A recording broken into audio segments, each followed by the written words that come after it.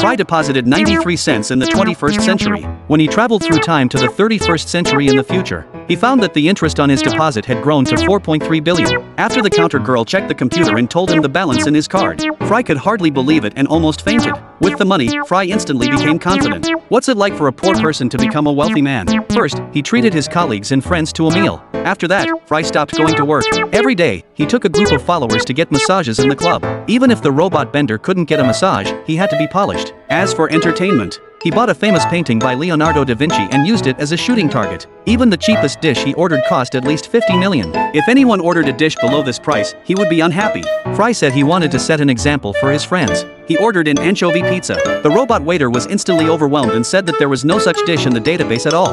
The professor told Fry that because of the arrival of the lobster aliens, anchovies had been completely extinct in the 21st century. After hearing this, Fry looked melancholy. A life without having eaten anchovies was an unhappy one. He had money but couldn't buy back the happiness he used to have. Hearing this, his friends were at a loss as well. In order to reminisce about the past, Fry simply bought the History Museum of the 21st century. It was filled with antiques from 1,000 years ago. When you have too much money, you can be so arrogant. Not only that, he even participated in an auction in order to eat anchovies once. Because there was a can of anchovies from 1997 that was going to be auctioned that day, and Fry was determined to get this item. As the auction began, the price of the can of anchovies kept rising. Even the CEO of the robot lubricant company joined in. Fry wasn't afraid of the old woman's bidding at all. He even increased the price by 50 million in one go, and successfully won the can of anchovies. The old woman was very unhappy. She hated what Fry had done. After the auction ended, Fry returned to the History Museum. He turned on the black and white TV, took out the videotape, and was ready to watch the precious memories of the past. At this time, the old woman who failed to bid for the can of anchovies returned to her company.